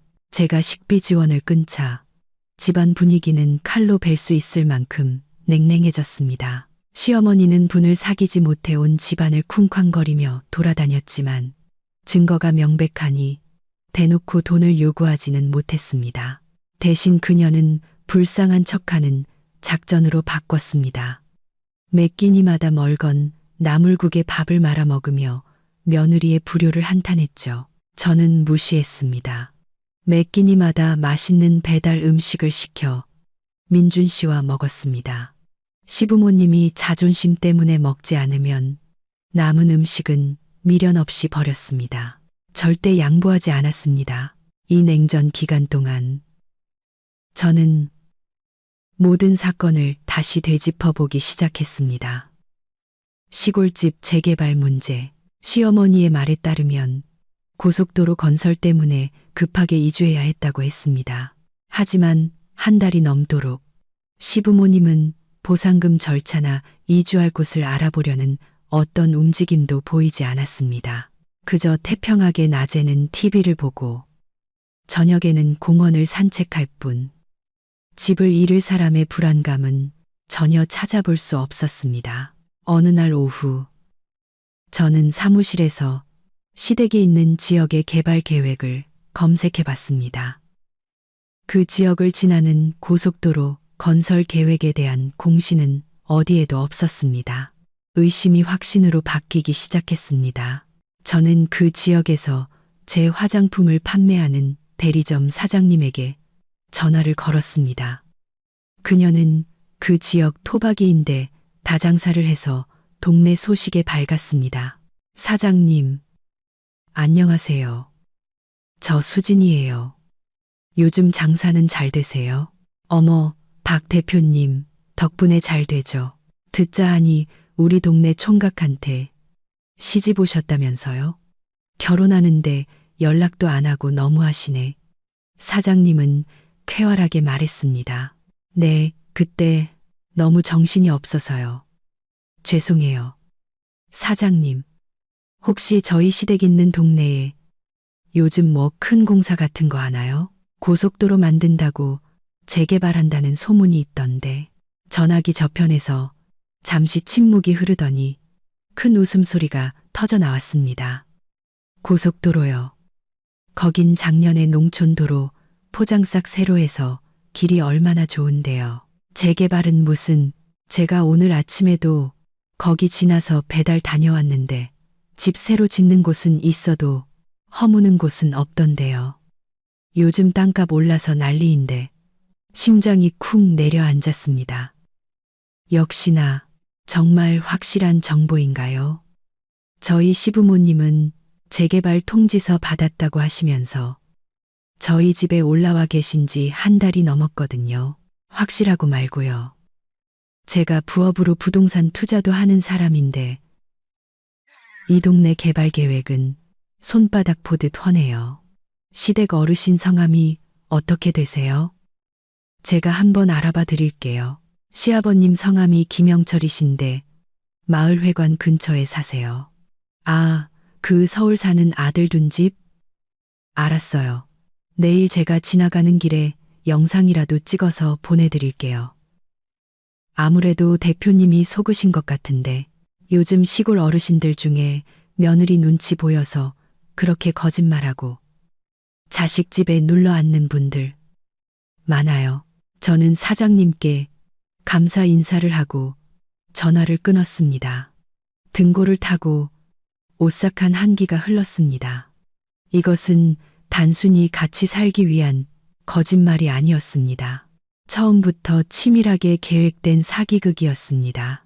그들은 재개발이라는 연극을 꾸며 당당하게 제 집에 입성했고 제 돈을 빼돌리며 저를 장기적으로 착취할 황금알을 낳는 거위로 만들려 한 것입니다. 다음 날 점심 사장님에게서 메시지가 도착했습니다. 대표님, 이거 보세요. 재개발은 무슨. 메시지에는 짧은 동영상과 사진 몇 장이 첨부되어 있었습니다. 저는 떨리는 손으로 동영상을 열었습니다. 영상 속에는 시부모님의 단층집이 선명하게 보였습니다. 굳게 닫힌 철문. 하지만 담벼락에는 A사용지 한 장이 비닐에 쌓여 붙어 있었습니다. 사진을 확대해 보니 그 종이에는 이렇게 쓰여 있었습니다. 단독 주택 임대. 즉시 입주 가능. 문의. 김영철 10. XXXXXXXX. 사장님은 근처에서 마당을 쓸고 있던 이웃 아주머니에게 말까지 걸어주셨습니다. 영상 속 목소리는 아주 선명했습니다. 어르신, 이 집은 왜 새를 놨어요? 아, 그 집 노인네들. 서울 아들 집에 살러 갔어요. 며느리가 돈이 아주 많아서 호강시켜준다나 봐. 이제 다시는 시골 안 내려올 걸. 그래서 장기 월세로 내놨어요. 한 달에 50만 원. 관심 있으면 내가 전화해 줄까요? 저는 핸드폰을 내려놓았습니다. 분노로 손이 떨리고 머리가 어지러웠습니다. 이제 모든 것이 명백해졌습니다. 재개발은 없었습니다. 시골집을 월세로 내줘서 용돈을 챙기고 서울 며느리 집에 얹혀 살며 생활비를 아끼고 거기다 식비까지 빼돌리는 완벽한 계획. 그들은 저를 황금알을 낳는 거위로 그리고 더 나아가 바보로 취급했습니다. 저는 사무실에 15분간 멍하니 앉아 마음을 가라앉혔습니다. 지금 당장 이 영상을 들이밀면 그들은 재개발 기다리는 동안 잠깐 새를 준 것이라고 둘러댈 게 뻔했습니다. 저는 그들이 빠져나갈 수 없는 결정적인 한 방이 필요했습니다. 저는 시부모님이 서명했던 임시 거주 합의서를 다시 꺼냈습니다. 거주 사유가 허위로 밝혀질 경우 즉시 퇴거한다는 문구가 눈에 들어왔습니다. 이것이 바로 제 가장 날카로운 법적 무기였습니다. 저는 변호사 친구에게 전화해 이혼 소송 절차와 재산 분할에 대해 자문을 구했습니다. 그리고 부동산 중개인인 척 시아버지에게 직접 전화를 걸어 그 집을 임대하고 싶다고 말하며 모든 대화를 녹음했습니다. 여보세요. 김영철 선생님 되시죠? 주택 임대 광고 보고 전화드렸습니다. 맞아요. 우리 집 마당도 넓고 살기 좋아요. 장기 임대만 하고 월 50에 보증금 500. 6개월치 선불이에요. 시아버지의 목소리는 의기양양했습니다. 혹시 그 집 팔거나 재개발될 계획은 없나요? 살다가 중간에 쫓겨날까 봐서요. 걱정 마쇼. 조상님 대대로 물려온 집을 왜 팔아? 재개발 같은 소리 하고 있네. 나는 이제 서울 아들 집에서 평생 살 거라.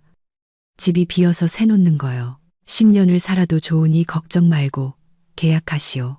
저는 녹음을 종료하고 차갑게 미소 지었습니다. 10년이라. 계획도 참 거창하시네요. 하지만 유감스럽게도 그 연극은 이제 막을 내릴 시간입니다. 집 임대 영상. 재개발 계획이 없다는 통화 녹음, 그리고 그들의 서명이 담긴 합의서까지. 모든 증거를 손에 쥔 저는 완벽한 우위에 섰습니다. 이상하게도 마음은 차분해졌습니다. 분노는 사라지고 비즈니스 세계의 냉철한 계산만이 남았습니다.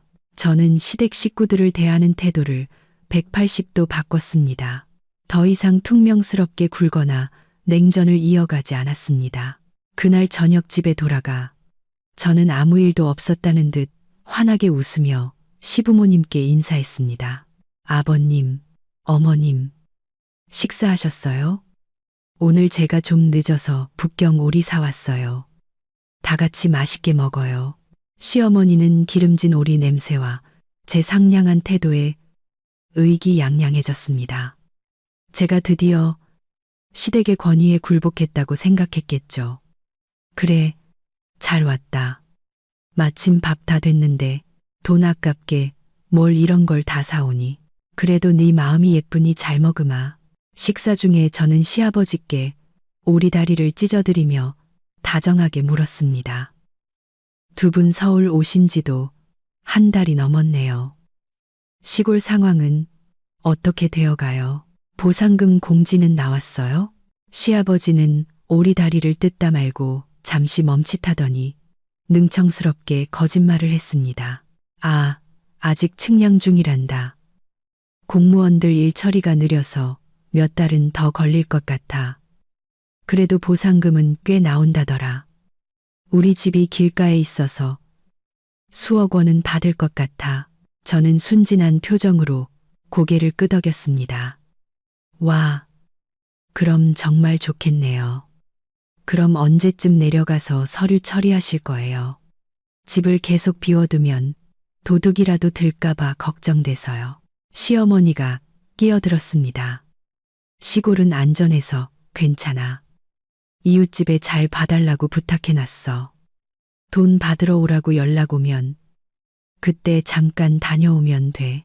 너는 걱정 말고 우리가 여기서 밥 해주고 살림 도와줄 테니 나중에 보상금 받으면 너 가게 확장하라고 좀 보태줄게. 정말요. 감사합니다, 어머님. 저는 눈웃음을 쳤습니다.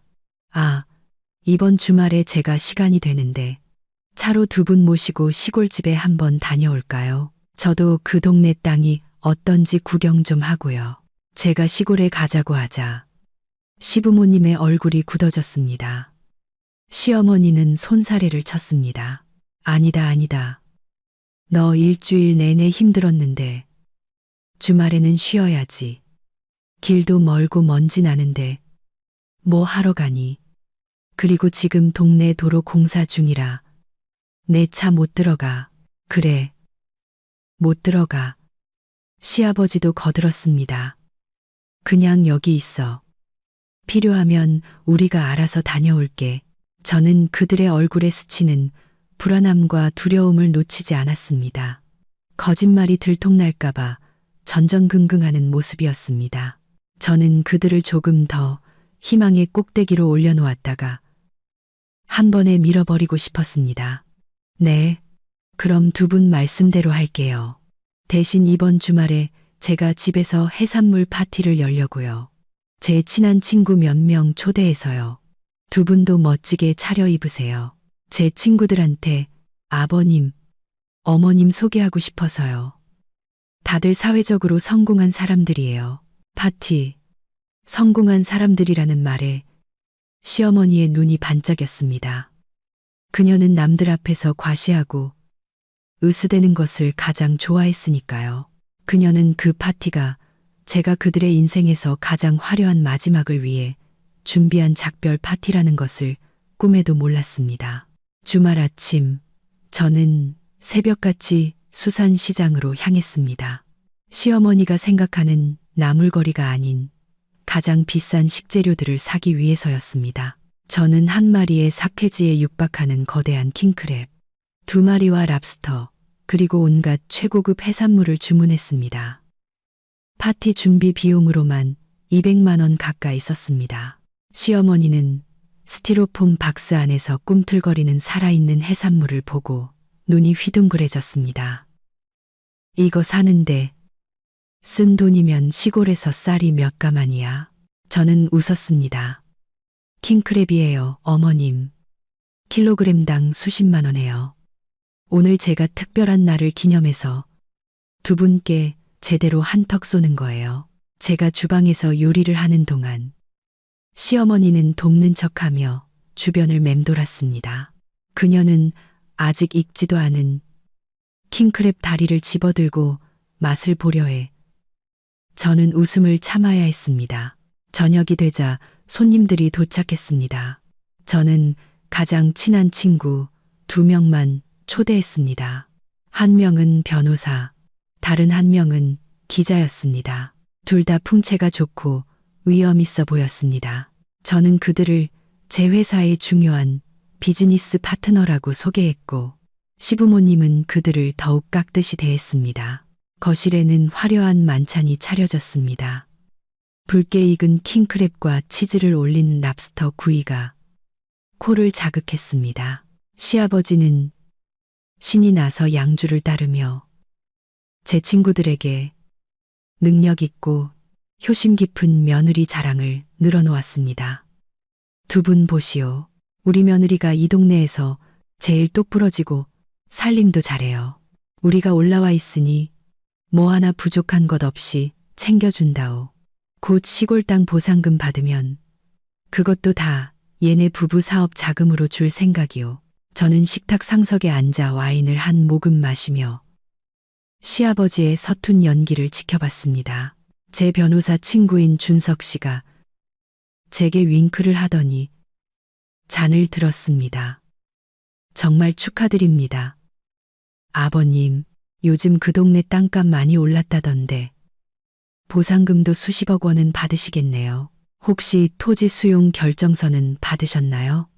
제가 법률 쪽 일을 해서 필요하시면 법적 절차는 제가 도와드릴 수 있습니다. 시아버지는 잠시 멈칫하더니 어색하게 웃으며 둘러댔습니다. 아직 공식 서류는 못 받았소. 그냥 동네 이장이 와서 말로만 전해주더이다. 시골 인심이 다 그렇지 뭐. 그러시면 위험합니다, 아버님. 준석 씨가 심각한 목소리로 말했습니다. 요즘 세상의 모든 건 서류로 남겨야 합니다. 만약 보상금이 안 나오면 집만 잃으시는 거 아닙니까? 그럴 리가 있나. 조상 대대로 물려온 땅을 누가 뺏어가. 시아버지는 가슴을 쳤지만 목소리는 떨리고 있었습니다. 저는 시어머니에게 킹크랩 다리살을 발라주며 달콤하게 웃었습니다. 어머님, 식기 전에 드세요. 이거 비싼 거니까 많이 드시고 보상금 받으면 어디에 투자할지 잘 생각해 보셔야죠. 시어머니는 억지로 웃으며 이마에 맺힌 땀을 닦았습니다. 파티 분위기는 여전히 시끄러웠지만 그 아래에서는 폭풍이 조용히 몰려오고 있었습니다. 파티가 무르익고 모두가 취기가 올랐을 때 저는 때가 되었다고 생각했습니다. 저는 자리에서 일어나 손뼉을 쳐 사람들의 주목을 끌었습니다. 오늘 아버님, 어머님, 그리고 친구들이 모인 자리에서 제가 두 분께 깜짝 선물을 드리려고 합니다. 두 분의 토지 문제를 해결해 드리기 위해 제가 며칠간 조용히 준비한 결과물입니다. 시부모님은 서로를 보며 눈을 빛냈습니다. 며느리가 돈이나 적금 통장이라도 줄 거라고 생각했겠죠. 저는 리모컨을 들고 거실에 대형 TV를 켰습니다. 다 함께 보시죠. 65인치 고화질 화면에 시골집 영상이 나타났습니다. 익숙한 철문, 마당의 나무, 그리고 무엇보다 담벼락에 붙은 거대한 주택 임대 안내문이 모두의 눈에 들어왔습니다. 순간 방 안은 숨소리조차 들리지 않을 만큼 조용해졌습니다. 시아버지는 입에 물고 있던 이쑤시개를 바닥에 떨어뜨렸고 시어머니는 핏기 없는 얼굴로 손을 벌벌 떨었습니다. 민준 씨는 입을 떡 벌린 채 눈이 튀어나올 것처럼 놀랐습니다. 이어서 저는 제가 세입자인 척 시아버지와 통화했던 녹음 파일을 틀었습니다. 걱정 마쇼. 조상님 대대로 물려온 집을 무슨 재개발이야. 나는 이제 서울 아들집에서 평생 살 거요. 시아버지의 우렁찬 목소리가 거실에 울려 퍼졌습니다. 녹음이 끝나자 저는 TV를 끄고 얼음장처럼 차가운 눈으로 시부모님을 돌아봤습니다. 재개발 당한다던 집을 어떻게 새를 놓으셨어요? 어머님, 어떤 공무원이 그렇게 구두로 통보를 하던가요? 설명 좀 해주시죠. 시아버지는 얼굴이 터질 듯 붉어져 아무 말도 못했습니다. 시어머니는 어쩔 줄 몰라 하며 주변을 두리번거렸지만 도망갈 곳은 없었습니다. 제 친구 준석 씨가 무겁게 입을 열었습니다. 증거로 보아 토지 수용 결정은 없었던 것으로 보입니다. 이는 명백한 기망 행위입니다. 그제야 정신을 차린 시어머니는 더 이상 발뺌할 수 없다는 것을 깨닫고 민준 씨에게 애원하는 눈빛을 보냈지만 그는 충격으로 얼어붙어 있었습니다. 수진아, 내 말 좀 들어보렴. 더 이상 들을 필요 없어요. 진실은 명백하니까요.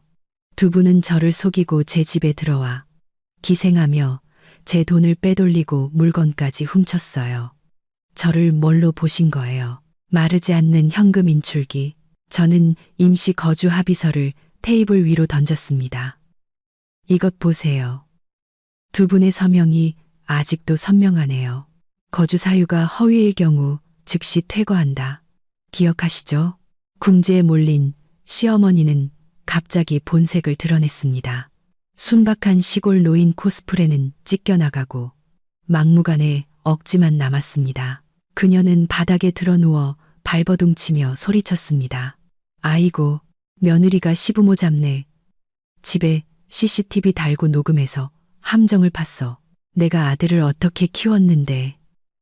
마누라가 부모 욕보이는 걸 보고만 있게 만들어. 시아버지도 아내가 소리치자 식탁을 뒤엎었습니다. 그릇 깨지는 소리가 요란하게 울렸습니다. 잘났다, 이년아. 이 집은 내 아들 집이야. 내가 있겠다는데 네가 뭔데 나가라 말아야. 내가 여기서 버티면 네가 어쩔 건데. 그가 제게 달려들려 하자 준석 씨가 제 앞을 막아섰습니다. 진정하십시오, 아버님. 폭력을 사용하시면 바로 경찰에 신고하겠습니다. 주거침입 및 폭행은 가벼운 죄가 아닙니다. 민준 씨가 그제야 정신을 차리고 아버지 다리를 붙잡고 애원했습니다. 아버지, 제발 그만하세요. 저는 그 혼돈의 현장을 차갑게 바라봤습니다. 이 가족에게는 이제 신물이 났습니다. 김영철 씨, 이말숙 씨, 이 집은 제 명의의 집입니다. 혼전 계약서에도 명시된 제 개인 재산이고요. 두 분은 여기 있을 권리가 없습니다. 저는 두 분께 예의를 갖출 기회를 드렸지만 두 분은 사기를 택했습니다. 그러니 저를 원망하지 마세요.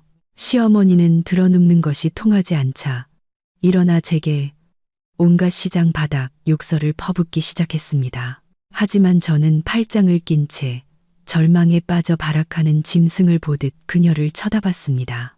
욕 다 하셨어요? 그럼 이제 짐 싸서 나가세요.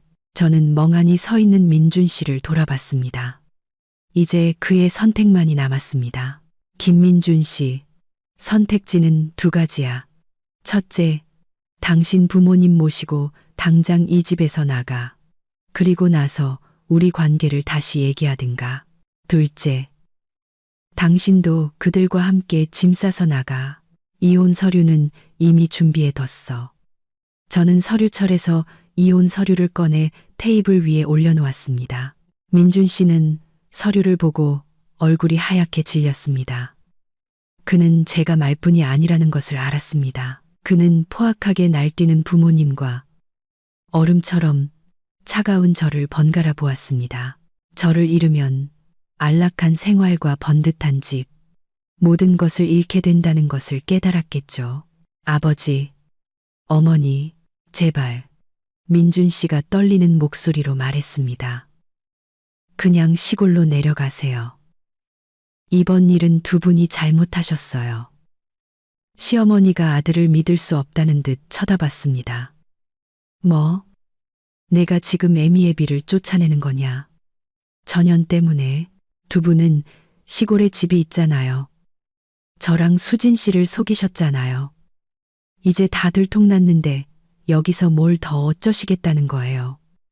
제발 가세요. 민준 씨가 눈물을 흘리며 소리쳤습니다. 그것은 제가 처음 보는 그가 부모님께 소리치는 모습이었습니다.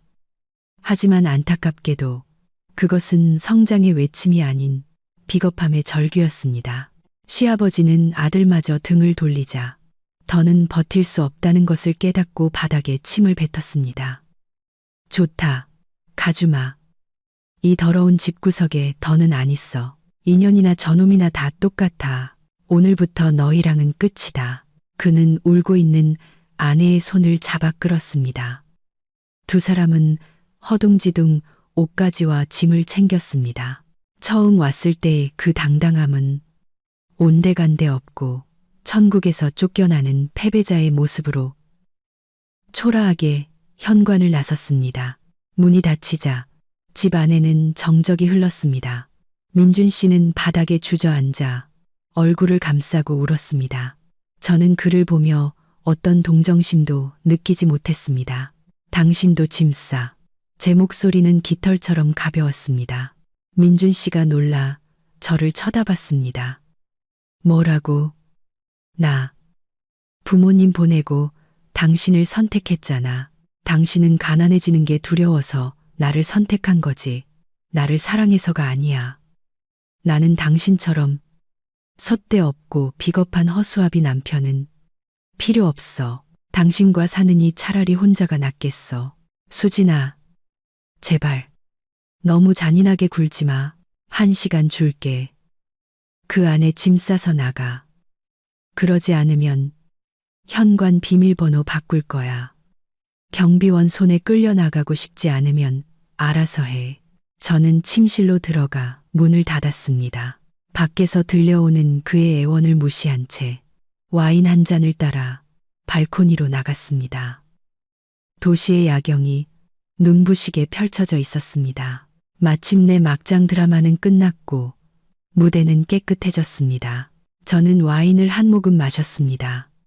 씁쓸하면서도 달콤한 맛이 혀끝에 맴돌았습니다.